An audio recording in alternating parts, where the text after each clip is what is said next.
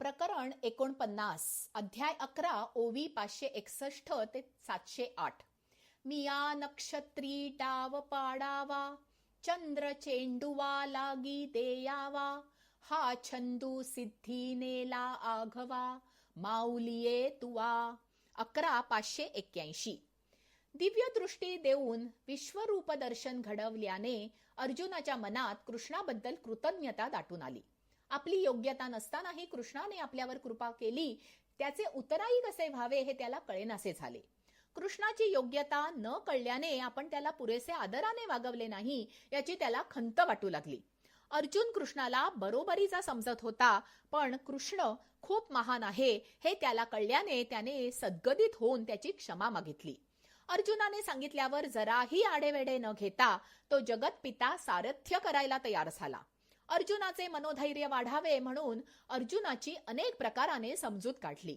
अर्जुनाला दिव्य दृष्टी देणे म्हणजे आईने बाळाला खेळायला फासे म्हणून नक्षत्र आणि चेंडू म्हणून चंद्र द्यावा तसे झाले.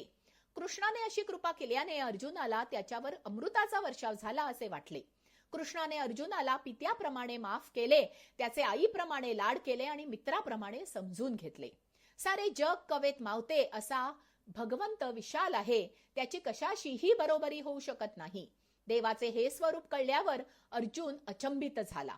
इतक्या विशाल स्वरूपाची त्याला अजिबात कल्पना नव्हती. असे असले तरीही अर्जुनाला भगवंताचे चतुर्भुज रूपच हवे हवेसे वाटले, जास्त भावले.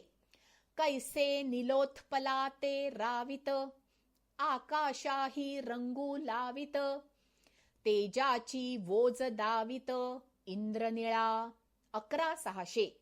भगवंताच्या चतुर्भुज रूपाचे वर्णन करताना माऊली म्हणतात, देवाची काया नीलकमळ, निरभ्र आकाश किंवा इंद्रनील रत्नाप्रमाणे श्यामल आहे.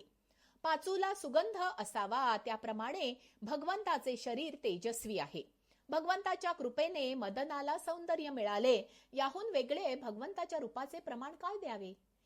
मुकुटालाही भगवंताच्या डोक्यावर स्थान मिळाल्याने शोभा येते. भगवंताच्या शरीराचा स्पर्श झाला हे वस्त्र आणि अलंकाराचे भाग्य आहे. इंद्रधनुष्याच्या मध्यभागी ढग असतो तशी प्रभूच्या हृदयावर वैजंतीमाला रुळते. गदा भगवंताच्या हातात असल्याने ते शत्रूलाही मोक्ष देते. हे रूप खूप मोहक असल्याने हेच हवेसे वाटते. यापुढे विश्वरूप फिके आहे. विश्वरूपाची महती सांगताना भगवंत म्हणतात, याच सोय पातले आणि वेदी मौनची घेतले, यज्ञकी माघवते आले स्वर्गो नीची. 11,617. विश्वरूपाचे वर्णन वेदातही नाही. यज्ञ करूनही स्वर्ग लोकापर्यंत ज्ञान होते. योग्यांनाही स्वर्ग प्राप्तीची इच्छा असल्याने त्यांची दृष्टीही स्वर्गाच्या पलीकडे जात नाही. खूप कठीण तप केल्यावरही सत्य लोकापर्यंतच ज्ञान मिळते. इतके दुर्लभ स्वरूप भगवंतांनी अर्जुनावरील प्रेमापोटी त्याला दाखवले. लोक भगवत प्राप्तीसाठी कठोर तपश्चर्या करतात, पण भगवंत मात्र अर्जुनावर प्रेम करतात. इतका अर्जुन पुण्यवान आणि नशीबवान आहे. माणसाला स्वतःचे हित कशात आहे हे कळत नाही. इंद्रियांना आवडणाऱ्या गोष्टी माणसाला हव्याशा वाटतात, पण बौद्धिक, मानसिक, आध्यात्मिक प्रगती हवी असेल तर कष्ट आणि कठोर मनाशिवाय पर्याय नाही. हा गा समुद्रू अमृताचा भरला आणि अवसात वरपडा जाहला, मग कोणीही आथी ओसंडिला बुडी जेल म्हणवनी. 11,624. विश्वरूप दर्शन दुर्लभ असताना अर्जुन या रूपाला भ्याला, याचे भगवंतांना आश्चर्य वाटले. विश्वरूप अर्जुनाला अनपेक्षित असल्याने अमृताच्या सागरात कोणी बुडत नाही हेही त्याच्या लक्षात आले नाही. सोन्याचा डोंगर समोर असताना शक्य आहे तितके सोने सोबत घेतात, तसा या दुर्लभ दर्शनाचा लाभ घ्यावा हे अर्जुनाला सुचलेच नाही. भगवंतांना अर्जुनाचे हे वागणे एखाद्या चंद्रप्रकाशाने उष्णता व्हावी, सूर्याचा कंटाळा यावा, चिंतामणी रत्नाचे ओझे वाटावे किंवा कामधेनूची देखभाल करता न यावी तसे वाटले. विश्वरूप अक्राळ विक्राळ असले तरी ते खरे सत्य आहे आणि त्याच्यामुळेच ज्ञानप्राप्ती शक्य आहे. गाय चरायला गेली तरी वासराला विसरत नाही. घार आकाशात हिंडली तरी तिचे सगळे लक्ष पिल्लापाशी असते, त्याप्रमाणे विश्वरूपाचे स्मरण ठेव असे भगवंतांनी अर्जुनाला सांगितले. मनातील भीती सोडल्याशिवाय प्रगती होत नाही. भीतीवर मात करणारा पुरुषच यशस्वी होतो असे अर्जुनाला सांगून भगवंतांनी परत चतुर्भुज रूप धारण केले. मोडोनी भांगाराचा रवा, लेणे घडिले आपलिया सवा, मग नावडे जरी जीवा, तरी आटीजे पुढती. 11,644. सोन्याची लगड मोडून जसा त्याचा आपल्या इच्छेनुरूप दागिना केल्यावर तो दागिना मनाला आवडला नाही म्हणून पुन्हा मोडावा, तसे भगवंतांनी धारण केलेले विश्वरूप अर्जुनाच्या मनाला न आल्याने भगवंतांनी पुन्हा कृष्णरूप धारण केले. ज्याप्रमाणे एखादी वस्तू मिळाल्यावर आवडली नाही म्हणून टाकून द्यावी, किंवा ज्याप्रमाणे अस्सल रत्नात काहीतरी खोड काढीत बसावे, अथवा मुलीला पाहून मग ते आपल्याला पटत नाही असे म्हणावे, त्याप्रमाणे अर्जुनाचे हे वागणे आहे. अर्जुनाने विश्वरूपी वस्त्राची लांबी रुंदी व रंग पाहिली, पण त्याला ते मनास न आल्याने देवांनी विश्वरूपी वस्त्राची घडी केली आणि सगुण रूप उलगडले. नेहमीचे किंवा सवयीचे प्रसन्न चतुर्भुज रूप पाहिल्यावर स्वर्गाला गेलेला मनुष्य अकस्मात जागा व्हावा तसे अर्जुनाला वाटले. सूर्य जसा मावळल्यावर आकाशात चांदण्या प्रकट होतात, त्याप्रमाणे अर्जुनाला आजूबाजूच्या गोष्टी लक्षात येऊ लागल्या. विश्वरूपी समुद्रात हाताने लाटेमागून लाट थोपवीत असताना अचानक चतुर्भुज मूर्तीरूप किनारा लागल्याने अर्जुनाचे चित्त थाऱ्यावर आले. अगा आंधळिया अर्जुना, हाता आलिया मेरूही होय साना, ऐसा आथी मना चुकीचा भावो. 11,665. मेरू पर्वत सहज प्राप्त झाला म्हणजे त्याचे काही महत्व वाटत नाही, त्याप्रमाणे विश्वरूप अर्जुनाला सहज बघता आल्याने त्याची थोरवी त्याच्या लक्षात आली नाही. असे न करता त्याने या दर्शनाचा उपयोग करून घ्यावा असे भगवंतांनी त्याला समजावले. अर्जुनाला विश्वरूप दाखवण्यामागे भगवंताचे प्रयोजन काय? कोणतीही गोष्ट पूर्ण जाणून घेतली की माणसाला स्वतःचे स्थान कळते. आपण नाममात्र आहोत हे कळल्यावर अहंकार कमी होतो. आपल्या मागे उभ्या असलेल्या शक्तीची कल्पना आली की निराशा दूर होते. परिस्थितीचे आकलन झाले की अंगात उत्साह येतो. कोणतीही गोष्ट पूर्णत्वाला जाण्यासाठी नम्रता, आत्मविश्वास आणि उत्साह याची गरज असते. भगवंतांनी अर्जुनाची निराशा दूर करून त्याला कार्यतत्पर बनवण्यासाठी जो उपदेश केला, जे मार्ग अवलंबले ते चिंतनीय आहेत. 11व्या अध्यायाचे माऊलींचे निरूपण इथे पूर्ण झाले. पुढचा 12वा अध्याय म्हणजे भक्तियोग. या अध्यायाचे स्थान लक्षात घेण्यासारखे आहे. ज्ञान, कर्म, संन्यास, योग, संयम, विश्व समजून घेतल्यावर माणूस जगनियंत्याला शरण जातो, त्याच्या शक्तीपुढे नतमस्तक होतो, तेव्हा भक्तीसाठी लागणारी बैठक तयार होते. भक्ती ही करायला सोपी पण आचरणात आणायला कठीण गोष्ट आहे. प्रकरण 50, अध्याय 12, ओवी 1 ते 124. विषय व्याळे मिठी, दिधलिया नुठी ताठी, ते तुझिये गुरुकृपा दृष्टी, निर्विष होय. 12:2. उपासना केल्याने मन प्रसन्न राहते आणि संसारातील तापाचे चटके सुसह्य होतात. अध्यात्मात प्रगती होण्यासाठी गुरु भेटावा लागतो. संसार करताना येणाऱ्या अडचणींवर, निराशेवर मात करण्यासाठी गुरु योग्य मार्ग दाखवतात. गुरु शिष्यांना हृदयात स्थान देऊन आत्मशक्तीची ओळख करून देतात. मन स्थिर ठेवून संयम बाळगायला शिकवतात. परमेश्वराचे स्वरूप सांगून साधनेसाठी बैठक तयार करतात. शिष्याच्या साधनेतील प्रगतीसाठी हितकारक असतील अशा गोष्टी अत्यंत आस्थेने आणि कळकळीने करतात. यामुळे गुरुला माऊली म्हटले जाते. गुरुला शरण जाणे हा अत्यंत सोपा मार्ग शिष्याने अनुसरला तर हाती घेतलेले प्रत्येक कार्य यशस्वी होते. प्रार्थनेत खूप शक्ती असते. ज्ञानेश्वरांनी गुरूंना खूप हृदय प्रार्थना केली आहे. पाखंडाचे दरकुटे, मोडी वाग्वाद अव्हांटे, कुतर्काची दुष्टे, सावजे फेडी. 12:14. मी करत असलेले गीतेवरील निरूपण नवरसांनी परिपूर्ण होऊ दे. गीतेचा अर्थ जनमानसात पसरून गीतेतील आत्मविचार लोकात रुजू दे. अध्यात्मावर प्रश्न उत्तर रूपी चर्चा होऊन त्यातील सिद्धांत लोकांना समजू देत. नास्तिकपणा, वितंडवाद आणि कुतर्क नाहीसे होऊ देत. भगवंताच्या गुणांचे वर्णन इतके रसाळ होऊ दे की ते ऐकण्यात श्रोते तल्लीन होतील. मराठी बोलीभाषेत केलेल्या निरूपणाद्वारे ब्रह्मरसाच्या गोडीचा श्रोत्यांना अनुभव येऊ दे. सद्गुरूंनी अशी माझ्यावर कृपा करावी.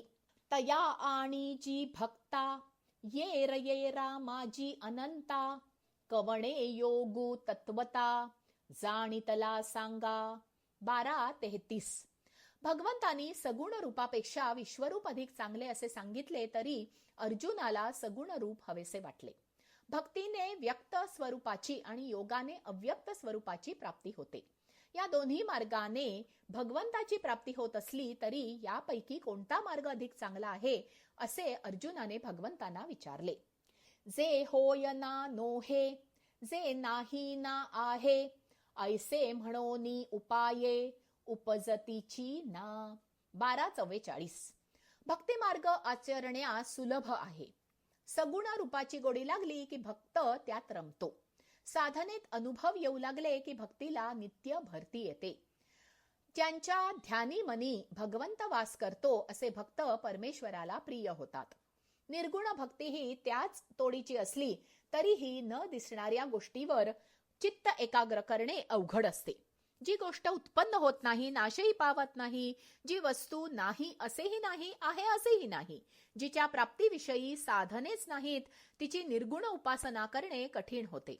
योग मार्गात संयम आणि वैराग्य असणे गरजेचे असते आणि ते खूप कठीण आहे. इडा पिंगलाच्या साह्याने कुंडलिनी जागृत करणे वाटते तितके सोपे नाही. भल्या भल्यांना मोह, राग, अहंकार सुटत नाही.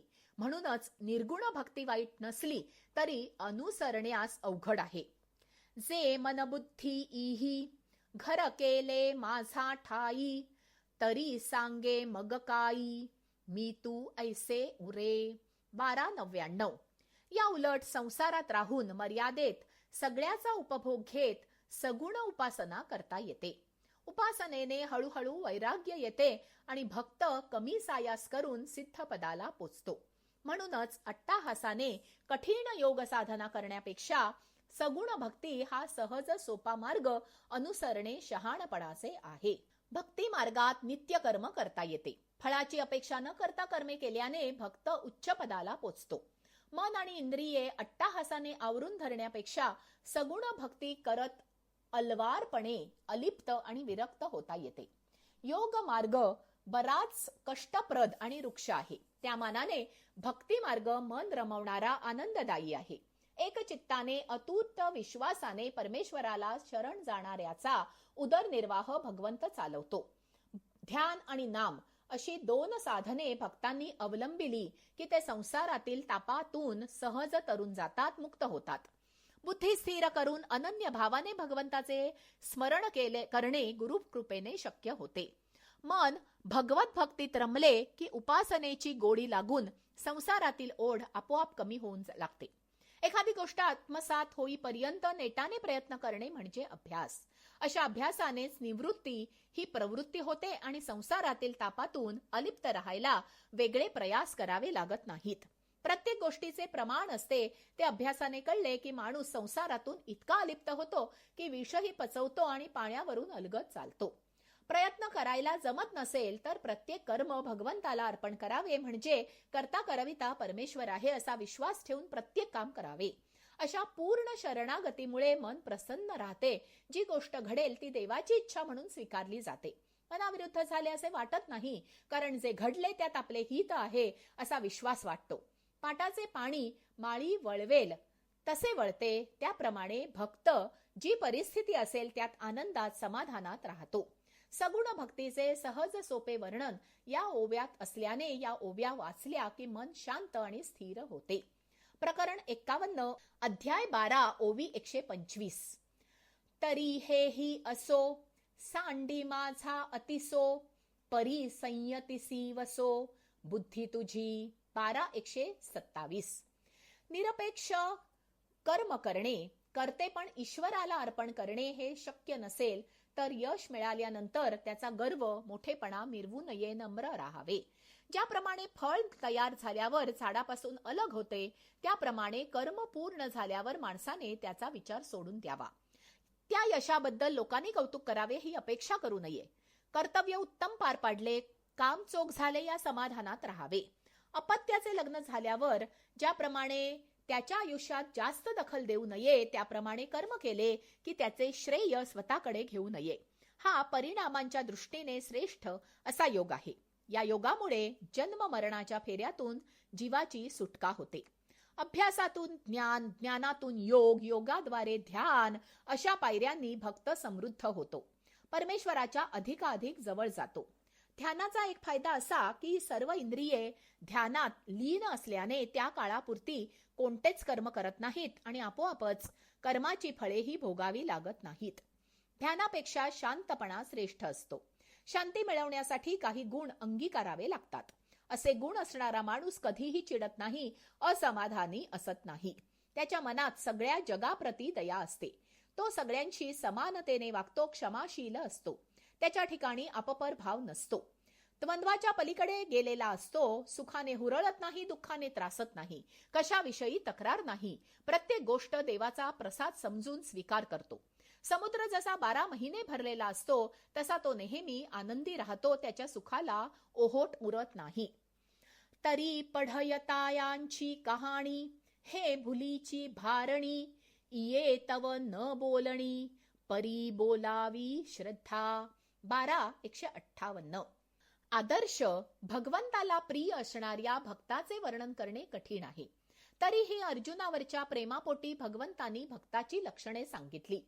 भगवंत म्हणतात की वक्ता बोलतो त्याचा योग्य अर्थ समजणारा श्रोता मिळणे हे देखील भाग्य आहे. लोकांची फार ऐकण्याची तयारी नसते.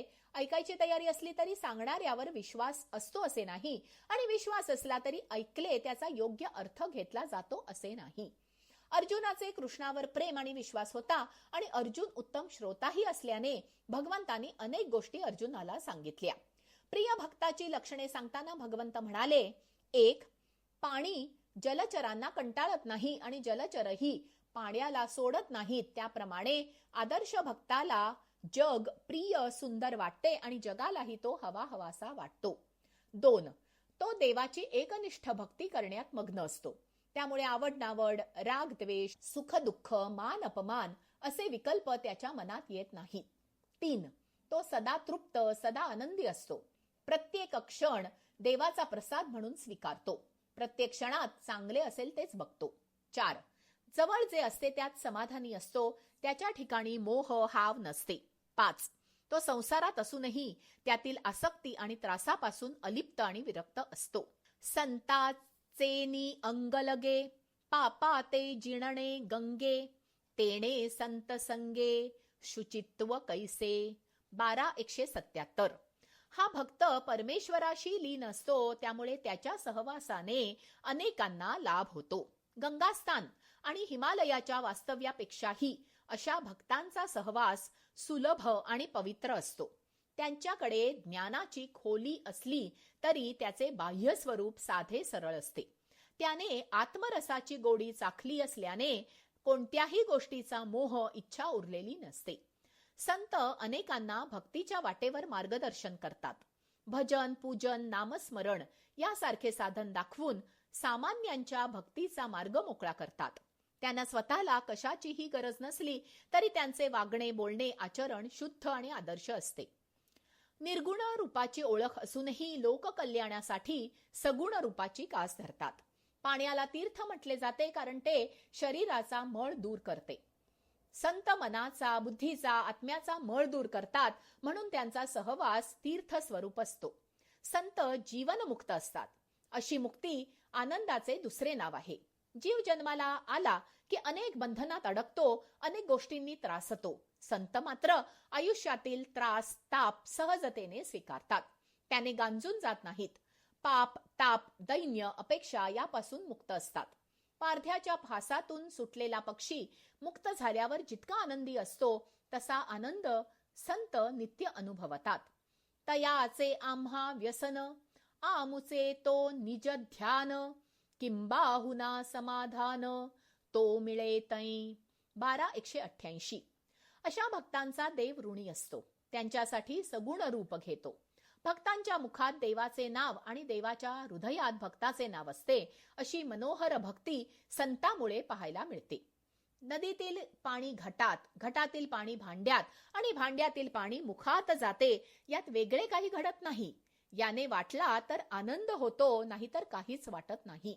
असेच ऐहिक भोगांच्या बाबतीत लक्षात घेऊन कोणती वस्तू किंवा व्यक्ती आली आणि गेली म्हणून ते आनंद किंवा दुःखही व्यक्त करत नाहीत.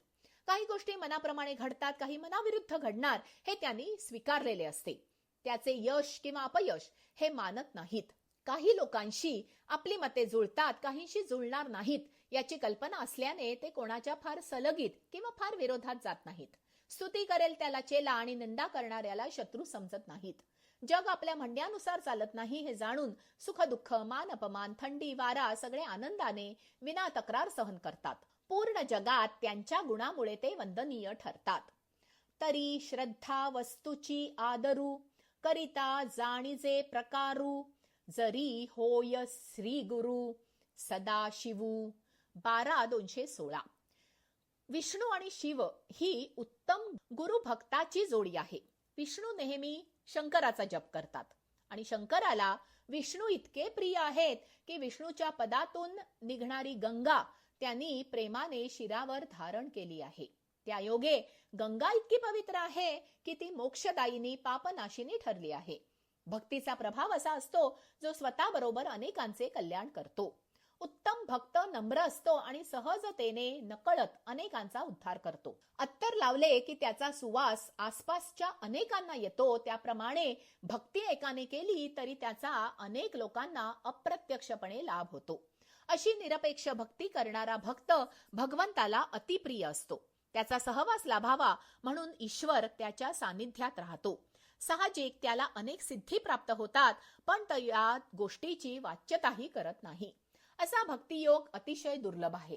अर्जुनाने कृष्णाला गुरु मानले म्हणून कृष्णाने अर्जुनाला कथन केला आणि व्यासाच्या कृपेने तो जगासमोर आला. अनेकांचे हित हेच तर थोरांचे लक्षण आहे. सज्जन माणसाने सहज म्हणून केलेली कृतीही कल्याणकारी असते. प्रकरण 52, अध्याय 13, ओवी 1 ते 195. जयाचे आठवे, शब्द सृष्टी आंगवे, सारस्वत आघवे, जिव्हेसिये. 13:2. यातले आठवे, आगवे, आघवे हे शब्द किती नेमके आहेत. माऊलींच्या शब्द लाघवाचे नेहमीच अप्रूप वाटते. माऊली याचे सगळे श्रेय त्यांच्या गुरूंना देत म्हणतात की नेमका शब्द आठवणे, त्याचा योग्य अर्थ कळणे, रचना लक्षात राहणे ही गुरुकृपा आहे. नित्य गुरूंचे स्मरण केले की कठीण गोष्टीही सहज साध्य होतात. क्षेत्र म्हणजे हे 3.5 हाताचे शरीर आणि क्षेत्रज्ञ म्हणजे ते शरीर राखणारा आत्मा. यातील परस्पर संबंध 13व्या अध्यायात सांगितला आहे. हे औट हात मोटके, की केवढे पाक केतुके, बरडकी पिके कोणाचे हे. 13:12. शरीररूपी शेत प्राणरूपी कुळाद्वारे राखले जाते. या कार्यात इतर वायू त्याला सहाय्य करतात. इंद्रिये शरीराची मशागत करतात. इंद्रियांच्या आहारी जाऊन कुकर्म घडले तर जीव पापांचा धनी होऊन जन्ममरणाच्या फेऱ्यात फिरत अनेक त्रास सहन करतो. सत्कर्म केले तर सुख उपभोगतो. क्षेत्राविषयी अनेक मतप्रवाह आहेत. अनेक योग्यांनी क्षेत्राचे कार्य आणि विस्तार कळावा यासाठी सर्वसंग परित्याग करून एकांतात जाऊन कठोर साधना केली आहे. ऋषींनी या शोधाचे वर्णन छंदात शब्दबद्ध केले. क्षेत्रांच्या स्वरूपासंबंधी वेद पुराणात खूप उहापोह केला आहे. नैमिषारण्यात अनेक ऋषींनी क्षेत्राच्या स्वरूपाविषयी अनेक चर्चा केल्या. या अनुष्टुप छंदातील रचनांचा पुराणात समावेश केला गेला. ऋग्वेदात बृहत साम या सूक्तात याविषयी माहिती आहे, तरीही क्षेत्रांचे नेमके वर्णन त्यात नाही. वेदातील या युक्तिवादावर अनेक लोक अविश्वास दाखवतात. प्रकृतीवादी म्हणतात की क्षेत्र त्रिगुणांनी बनले आहे. रजगुण कर्माची पेरणी, सत्व क्षेत्राची राखणी करतो, तम कर्माची कापणी करतो. संकल्पवादी म्हणतात ब्रह्माने हे जग निर्माण केले, मनुष्याला शरीराच्या माध्यमातून संचिताचे भोग भोगावे लागतात. मन, बुद्धी, अहंकार यांच्या संगतीने जीव अनेक जन्म घेतो. कुळवाद्यांच्या मतानुसार आकाश कोणत्या खांबावर उभे आहे, ढगात पाणी कुठून येते, वारा सतत का वाहतो? या सगळ्यांवर काळ हे उत्तर आहे. आता यावरी जैसे क्षेत्र हे असे, तुझं सांगो तैसे साध्यंतु गा. 1371. भगवंत अर्जुनाला क्षेत्र समजावून सांगताना म्हणतात, 5 महाभूते, 10 इंद्रिये, इंद्रियांचे 10 विषय, मन, बुद्धी, अहंकार, सुख दुःख, चेतना, धारणा, इच्छा आणि संघ, या सगळ्यांचे मिळून क्षेत्र बनते. 1. अहंकार माणसाला नाचवतो, काहीही करायला लावतो, हा तमोगुण आहे. सुख दुःख, पाप पुण्य, शुद्ध अशुद्ध, निंद्य व उत्तम, लहान थोर, या गोष्टी जिच्यामुळे जीवाला कळतात तिला बुद्धी म्हणतात. ही सत्वगुणाची असते. मन रजोगुणाचे असते. हे बुद्धी आणि अहंकार यांच्या मधील जागेत असते. कान, डोळे, त्वचा, नाक, जिव्हा ही 5 ज्ञानेंद्रिये. जीभ, हात, पाय, उपस्थ व गुद ही कर्मेंद्रिये. स्पर्श, शब्द, रूप, रस, गंध हे ज्ञानेंद्रियांचे विषय. तोंडाने उच्चार करणे, हाताने क्रिया करणे, पायाने चालणे, उपस्थाने मूत्राचा त्याग करणे आणि गुदाने मलाचा त्याग करणे हे 5 कर्मेंद्रियांचे विषय. इंद्रिये व विषय यांच्या एकत्र येण्याने वृत्ती निर्माण होते. वृत्तीला विषयांची गोडी असते, ती म्हणजेच इच्छा. इच्छा केल्याप्रमाणे विषयांना विषय प्राप्त झाला नाही तर जी वृत्ती उत्पन्न होते तो द्वेष. 10. मनाच्या स्थिरतेमुळे जीव आणि आत्म्याचे ऐक्य होते, ती स्थिती सुख. 11. मनाच्या चंचलतेमुळे जीव आणि आत्म्याचे ऐक्य न होता जगणे म्हणजे दुःख. 12. पायांच्या नखापासून तो मस्तकाच्या केसापर्यंत जी जाणीव असते ती चेतना. 13. नाना भ्रामकाचे सन्निधान, लोहो करी सचेतन, का सूर्य संगू जन, चेष्टवी गा. 13:139. चंद्रामुळे सागराला भरती येते, लोहचुंबकाची जवळीक लोखंडास सचेतन करते, हालचाल करावयास लावते. सूर्याच्या चाहुलीने माणसाचा दिवस सुरू होतो, त्याप्रमाणे शरीराला आत्म्याच्या अस्तित्वाने जाग असते, म्हणून शरीराला जडदेह म्हटले जाते. पाणी मातीला वाहून नेते, तेज पाण्याला आटवते, वायू तेजाला विझवतो, आकाश म्हणजे जिथे वायूही नाही अशी पोकळी असते. असे पंच महाभूतांमध्ये एकमेकांशी त्यांच्या स्वभावाने उघड वैर असूनही ती पंच महाभूते एक होऊन देहाच्या रूपाने प्रकट होतात. त्यांना एकत्रित आणणाऱ्या शक्तीला धृती म्हणजे धारणा असे म्हणतात. 14. 35 गोष्टींचा समुदाय एकत्र आल्याने बनतो तो संघ.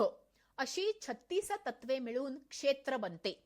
जसे चाक, जू इत्यादी वस्तूंच्या एकत्र समुदाय म्हणजे रथ. हत्ती, घोडे, सैनिक यांचा समूह म्हणजे सैन्य. शब्दांच्या समूहाला वाक्य, ढगांच्या समूहाला आभाळ. सर्व जीव मिळून बनते ते जग. तेल, वात आणि अग्नी मिळून दिवा म्हटले जाते, तसे 36 तत्वांच्या समुदायाला क्षेत्र म्हटले जाते. या शरीररूपी शेतात पाप पुण्यरूपी पिके निर्माण होतात, म्हणून त्याला क्षेत्र असे नाव दिले आहे. करीती सिद्धीची चाड, न धरिती रुद्धीची भीड, योगा ऐसे दुवाड, हेळसिती. 13:163. या क्षेत्राचे प्रयोजन किंवा उद्देश ज्ञानप्राप्ती हे आहे. अनेक दुःखे भोग असूनही मनुष्य जन्म दुर्लभ समजला जातो, कारण ज्ञान अनुभव मनुष्य जन्मात शक्य होते. ज्ञानामुळे अविद्या नाहीशी होऊन जीव आणि ब्रह्माचे मिलन होते. स्वर्ग, सिद्धी, योग, ऐश्वर्य यापेक्षाही ज्ञानप्राप्ती महत्वाची मानली जाते. ज्ञान मिळवण्यासाठी लागतील ते कष्ट घ्यायची योग्याची तयारी असते. ज्ञान, यज्ञ, तप, दान, भजन, समाधी, साधना, वाचन, वेदपठण, गुरुसेवा असे अनेक मार्ग अवलंबिले जातात. ज्ञानी माणसाची लक्षणे सांगताना माऊली म्हणतात, ज्ञान ही स्वतः अनुभवण्याची गोष्ट आहे. त्याचे शब्दात वर्णन करता येत नाही. झाडावरून जमिनीतील ओलावा, वागण्यावरून माणसाचे संस्कार, स्वागतावरून कुटुंबाचे अगत्य ओळखता येते, तसे ज्ञान बाह्य लक्षणांवरून ओळखता येते. वसंत ऋतूत निसर्ग, झाडे, पाने जसे टवटवीत दिसतात, तसा ज्ञानी माणूस तेजस्वी दिसतो. ज्ञानी माणसाची इंद्रिये त्याच्या ताब्यात असतात, वृत्ती अंतर्मुख असते, मन विशाल असते, सत्सद विवेक बुद्धी जागृत असते, तो सर्वांशी समानतेने वागतो, त्याच्या ठिकाणी आपपर भाव नसतो, त्याचे वागणे नम्र असते, तो मान अपमान मानत नाही, संग्रह अपेक्षा करत नाही, सदा सुखी, समाधानी, आनंदी, प्रसन्न, तृप्त, खंबीर, शांत असतो, प्रसिद्धी, वाद, चर्चा यापासून दूर असतो. ज्ञानेश्वर महाराज की जय.